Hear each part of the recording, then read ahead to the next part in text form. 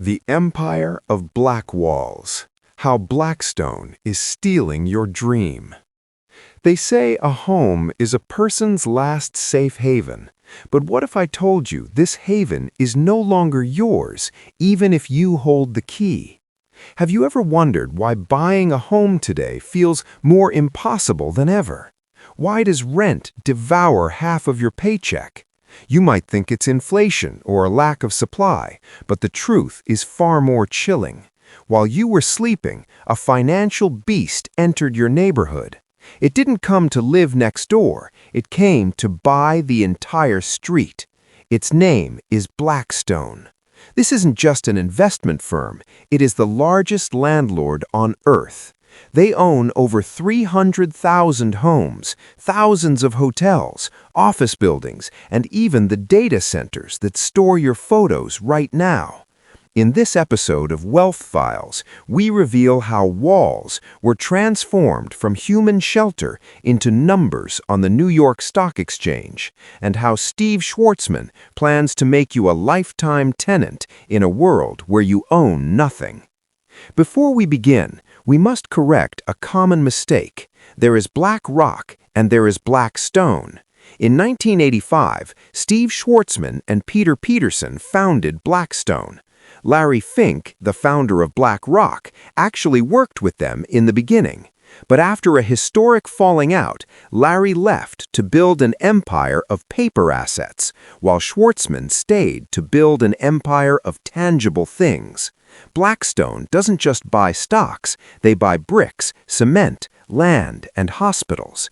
If BlackRock is the brain of the financial system, Blackstone is its massive body, looming over our lands and controlling our physical space.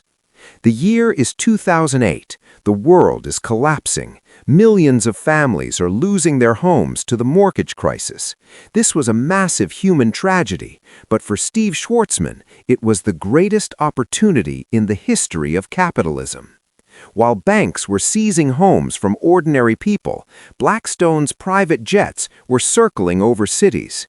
They founded a subsidiary called Invitation Homes. Its mission? To buy thousands of foreclosed houses for pennies on the dollar. On some days, Blackstone was buying $100 million worth of homes in a single day. They didn't buy them to sell them back when the market recovered. No, they had a darker plan, to turn us all into a nation of renters with no control over our future. Why does your rent suddenly jump by 20%? Is it your old landlord? No. Often it's a cold, calculated algorithm. Blackstone and its subsidiaries use sophisticated software to analyze the maximum amount of pain a tenant can endure before being forced to leave. They don't care if you've lived there for decades. To Blackstone, your home is just a financial asset that must deliver high returns to investors. If you can't pay, there are thousands of desperate people waiting behind you. They have turned housing from a human right into a speculation managed by the coldness of machines and AI. Who is the man who holds the keys to the world? It is Steve Schwarzman. His fortune is estimated at over $35 billion. A man who owns lavish palaces on every continent, yet profits from the rent of cramped apartments. He is a mega donor to politicians and a close friend to world leaders. Why? Because Blackstone owns what governments need: real estate and infrastructure. When people complain about the housing crisis, Schwarzman goes to the leaders and promises investment and construction.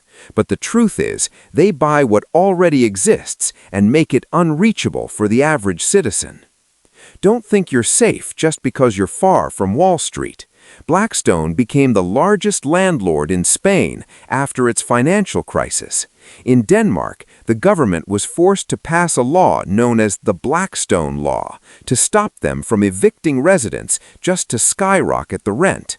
In London, Berlin, and even Middle Eastern capitals, Blackstone's investments are penetrating silently. They buy the warehouses that store your goods and the data centers that run your apps. You are paying Blackstone every single day, one way or another, without even realizing it.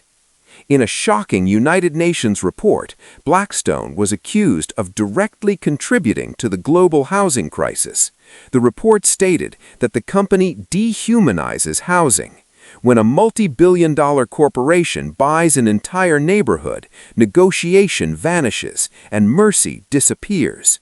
You are not dealing with a neighbor or a landlord. You are dealing with a dry legal contract drafted by the finest Wall Street lawyers to ensure maximum profit, even if the price is displacing families.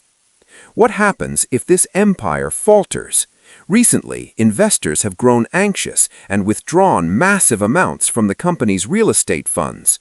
The company was forced to limit withdrawals. Here lies the true danger. Blackstone has become too big to fail. If it collapses, the entire global real estate market will collapse with it, and the pension funds of millions will evaporate. They have made themselves part of the global economy's life support system. We are hostages in their grip, whether we rent from them or not. The famous World Economic Forum slogan says, "You will own nothing and you will be happy." Blackstone is the arm executing the first half of that sentence with absolute precision. They are buying the land, the house, the office, and the future. The question is not whether you can buy a home in the future. The question is, will we allow faceless, emotionless corporations to become our homeland? Knowledge is the first line of defense.